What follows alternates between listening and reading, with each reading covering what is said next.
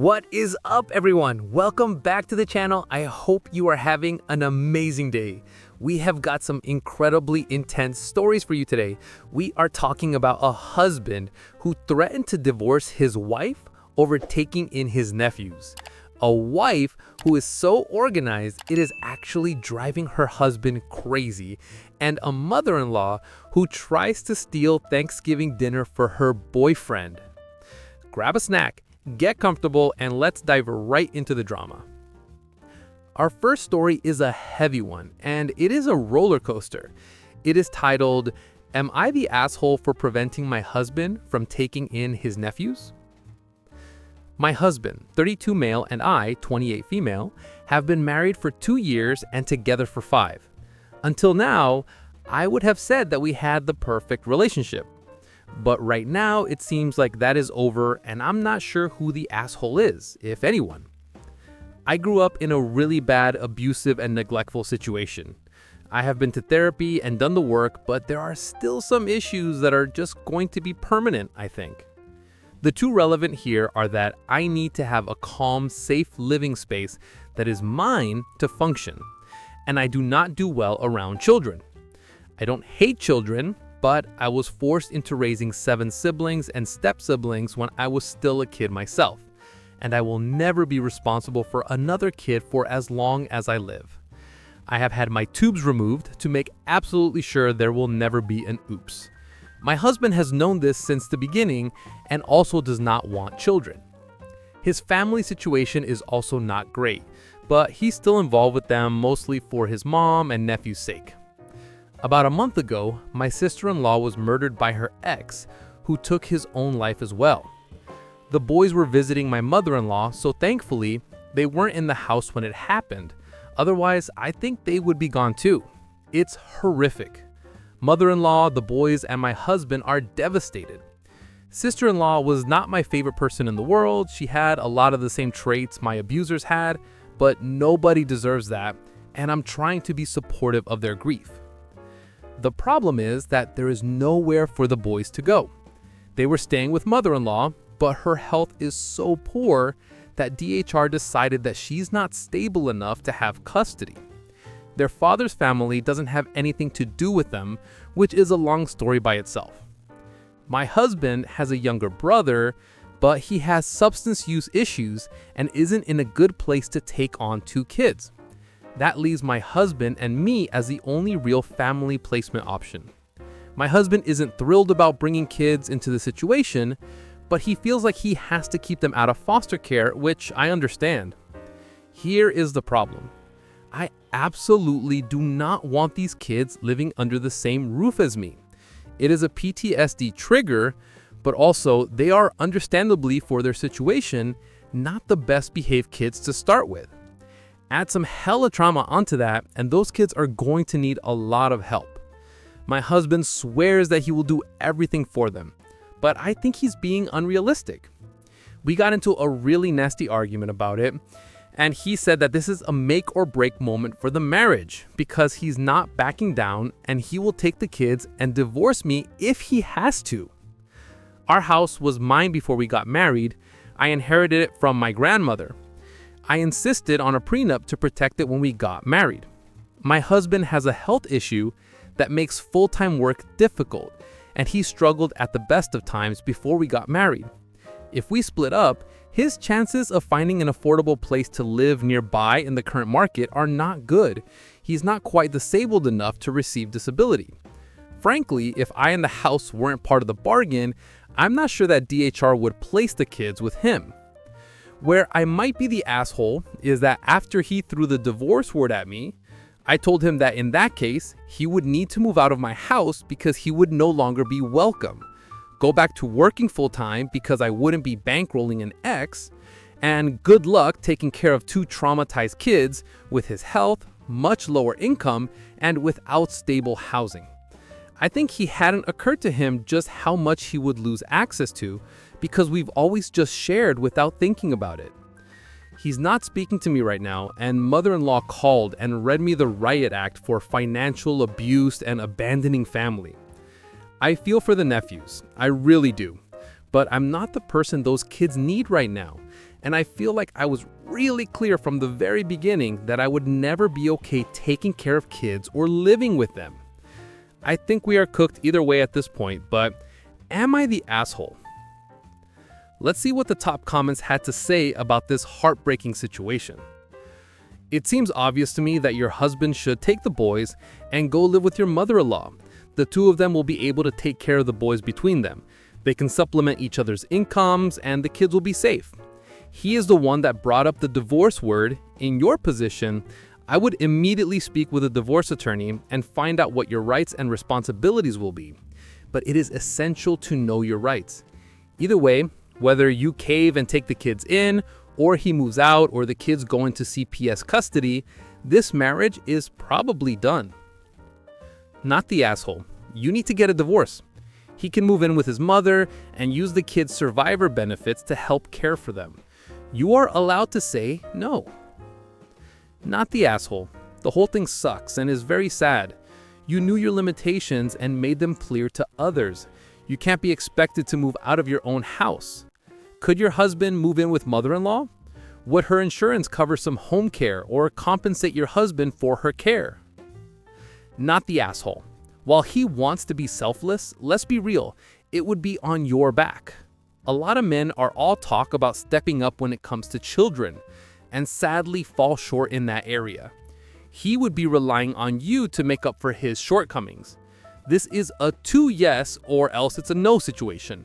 He was the one who threatened divorce first, so he should follow through if he was actually serious about it instead of trying to browbeat you into accepting the situation. Not the asshole. You know what you can handle and made it clear from the beginning. Maybe your husband can take the kids and move in with his mother. Not the asshole. You are being incredibly brave in recognizing that you are unable to give these children the life and care they need. It would be irresponsible to take them in and then not be able to cope. Your husband is fooling himself if he thinks that he can provide everything without support for his nephews. It's also rather outrageous that he is expecting you to agree to something that would forever change your life.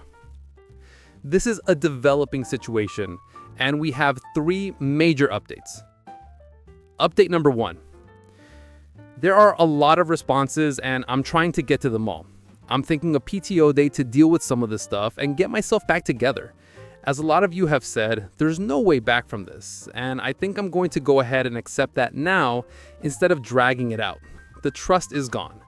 I made an appointment with a lawyer this morning, and from what I've read, an uncontested divorce could go pretty quickly and smoothly if we don't squabble over money. I don't have any interest in screwing him over, but I also won't be screwed over. I hate it. I wish this wasn't happening, but I've worked too hard for a stable life to flush it down the toilet. I'm debating how much help I'm going to continue providing. I will continue to help my husband while he lives here, but I was also doing a lot to help out mother-in-law with things her health makes difficult and to allow her to put her energy towards the kids right now. And I think that's going to stop since it's not appreciated and the relationship is over. As for the whole looking after family thing, I don't believe in family. Family has done more harm to me than anything else in this world and provided no single benefit. So I don't put any value in blood or relations. I do what I can when I can for others, but I know in the same circumstance, none of these people would help me either because they can't or they just wouldn't care that much. So just spare me the whole, they're your family stuff, please. That word doesn't hit the same way for me that it does for you. Update 2.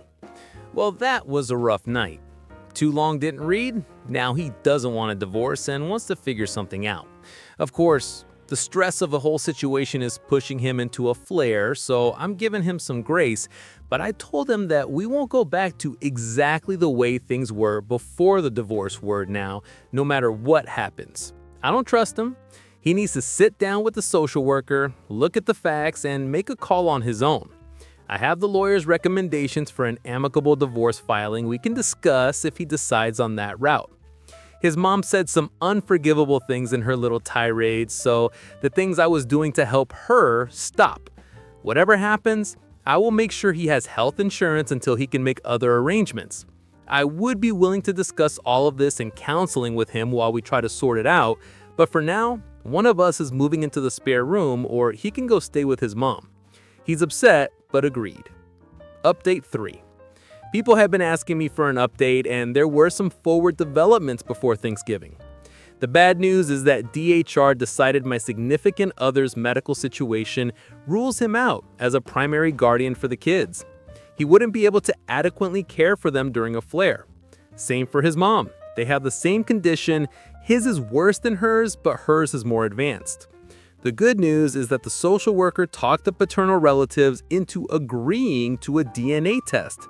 They didn't believe that the kids were really murderous assholes bio children, and he and sister-in-law were keeping the situation on the down low because he was married, so they never established legal paternity. DNA was a match, so the grandparents on that side are taking the kids.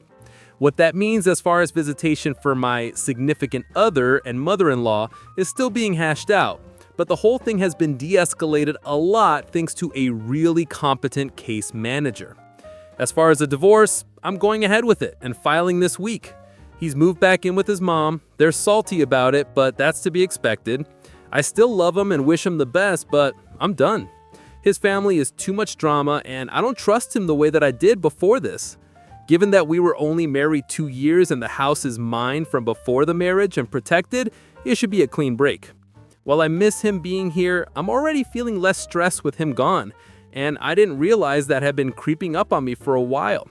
I think I'm done with romantic relationships, at least for a good long while, so I'm gonna focus on my career and some fun stuff I haven't had time to do since taking on a caretaker role.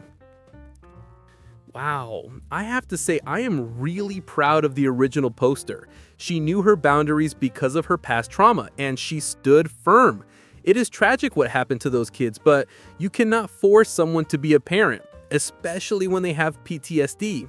The husband played the divorce card to try to manipulate her, and when she called his bluff, he realized he had nowhere to go. It is good that the kids found a home with their other grandparents, and honestly, the divorce sounds like the best path for her peace of mind. Next up, we have a story that is a little less tragic, but definitely relatable for anyone with a type A partner. Am I the asshole for embarrassing my wife in front of our 12-year-old daughter? My wife, 42 female, is generally great. One of her positive traits is that she's extremely well organized. She has all sorts of to-do lists, a meticulously managed calendar, etc. This is usually a good thing, as she rarely forgets anything. However, sometimes this leads to somewhat absurd results, as in this example. The other day, my wife and I, 41 male, are sitting on the couch watching TV. Our 12-year-old daughter comes in and says she needs a permission slip signed for a school trip the next week, which she has right in her hand, and I see she's holding a pen as well. My wife pauses the show we're watching, gets up off the couch, and without her even saying anything, I know exactly what she's doing. She's heading to the kitchen to add permission slip for Katie to one of her lists of tasks.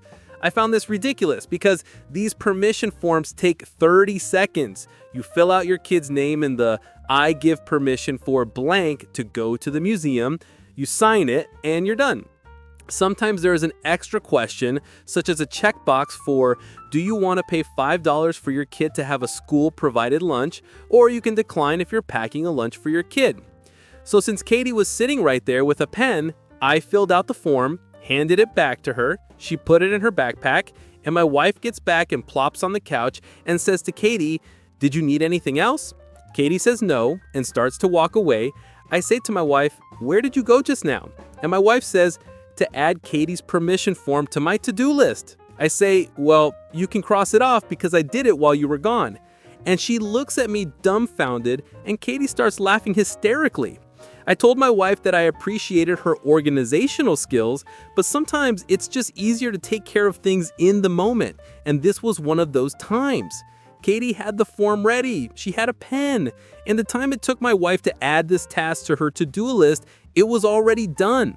I said that the alternative was that at some point in the future, my wife was going to see this task on her list, yell for Katie, Katie would come running, my wife would tell her to go get the form, Katie would run back to her room to get the form out of her backpack, etc. Why bother with all of that when we can just take care of it right there? My wife agreed with my logic but was pissed because she said I embarrassed her in front of Katie. I wasn't trying to embarrass her. If anything, she embarrassed herself for trotting off to another room to add an item to her to-do list that she could have completed in less time by just staying where she was. Let's see what the commenters think about this efficiency hack. Sounds like she's just caught in her routine. I don't think you were trying to embarrass her. Maybe she felt embarrassed she didn't see the easy solution right in front of her. It's really not a big deal and shouldn't be cause for upset. Not the asshole.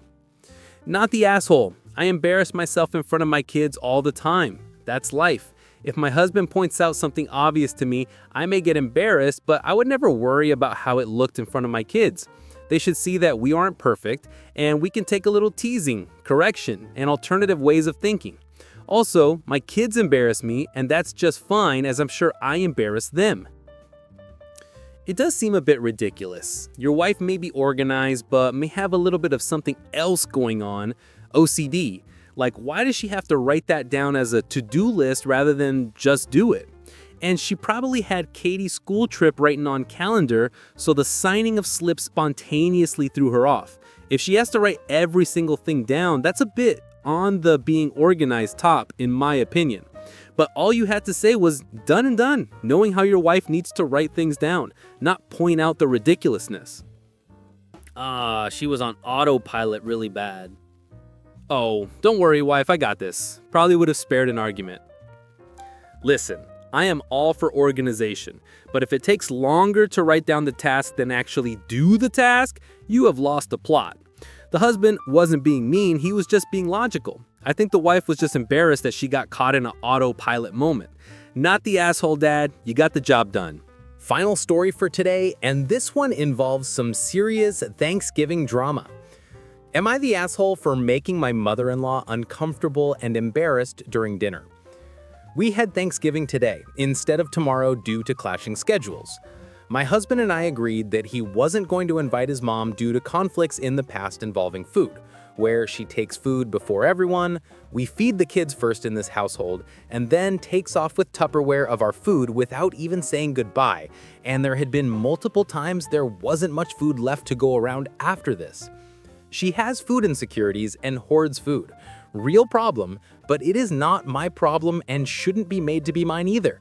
So I take issue, obviously, because usually it's me going hungry because I am always the last to eat here. Family of 6, 4 kids, I serve my kids, and then my husband, and then myself. Now, my husband did not invite his mother, but she caught wind somehow and showed up. Neither me or my husband said anything because we didn't want to cause issue, so no, we did not kick her out. When dinner was done, I called the kids over by saying, "Kids, food." Mother-in-law immediately jumps up from the couch to get to the front of the line and starts attempting to dig in. I said, "I'm sorry, but are you a child? No? Go sit down and wait your turn." Her face goes bright red and she goes back to the couch and crosses her arms, mumbling under her breath. When I called the adults, she stayed planted on the couch and said something like, "Are you sure there's even enough for me?" in a childish tone. I don't react. I choose to ignore. She comes up a while later, grabs food, wolfs it down her throat, and then goes to our cupboard for Tupperware. I ask what she thinks she's doing, and she said, "Well, Tom is at home, figured I would grab him a plate." I told her that her boyfriend, that none of us have met, is not our problem, and she is not taking our leftovers to feed him. She asked if she could take a plate for herself, so I said sure, and exchanged the Tupperware she grabbed, one of our oversized ones, and exchanged it for a normal-sized container that would hold roughly 2 cans of soup. She asked if I was serious, and I said dead serious, and walk off. She throws the Tupperware in my sink and walks out without saying anything. However, she did just call my husband and give him an earful about feeling unwelcome during the holidays, and stated that I was acting both immature and high and mighty and embarrassed her in front of everyone. My entire family was there, so roughly 12 adults and 10 kids, and has demanded I apologize. She was on speaker, so I calmly said that I would not apologize for making her follow the same rules as everyone else, and perhaps her own entitlement to other people's food is the real issue here. That we didn't spend $1,000 for her to take $200 of it home with her, and she needs to take a step back and assess her behavior. She hung up. But now my husband is radio silent and says he doesn't want to talk about it and is giving me the cold shoulder. Let's check the comments. Oh, your husband is radio silent now, is he? I wonder how she caught wind of the early Thanksgiving that she wasn't invited to. Not the asshole. Absolutely not the asshole. He should have handled her years ago. Good for you for finally checking her entitlement. Make it clear to him that he either backs you up or he can sort his own meals. Original poster. As an oldie wed, I would advise that you give your husband some time to digest and cool down over the whole thing. Don't prod to get a reaction. But when you do speak, stay firm and calm and adult like you did with your mother-in-law. Just tell your husband, honey, you've had years to deal with this. I've been patient and waited and given you ample opportunities to tell your mama no. If you don't like how I say it, then you need to say it, but I won't be disrespected in my own house. The point is, your hubby has had his chance to speak up for you and he hasn't, so now you've had to. If he sulks about it, too damn bad. And I'm cheering you on, honey, for standing up to your mother-in-law. Good for you. 1,000,000% not the asshole. Not the asshole, but your husband is. Not the asshole, your husband might have conflict issues with family and feels bad for her issues, but that's not your burden. If she's gonna act like a child, she gets treated like one. Your husband needs to work on his backbone. The thing is, if you don't handle your parent, your spouse will have to. And it will happen after they are pissed off at years of abuse. Your husband didn't handle it, and now he's mad you did. I bet he told her about dinner. There is no caught wind somehow. Not the asshole. This husband absolutely leaked the information. There is no way the mother-in-law just sensed Thanksgiving was happening. And the fact that she tried to fill up an oversized Tupperware for a boyfriend nobody knows, that is entitlement on another level. The original poster is a hero for finally putting her foot down. If you want to act like a child and steal food from the grandkids, you get treated like a child. Husband needs to apologize. That is all the drama we have time for today, guys. I want to know, do you think the husband in the last story is secretly inviting his mom, or is she just a psychic food detective? Let me know in the comments below. If you enjoyed these stories, hit that like button and subscribe so you don't miss the next one. Stay safe, keep your boundaries strong, and I'll see you in the next video. Bye.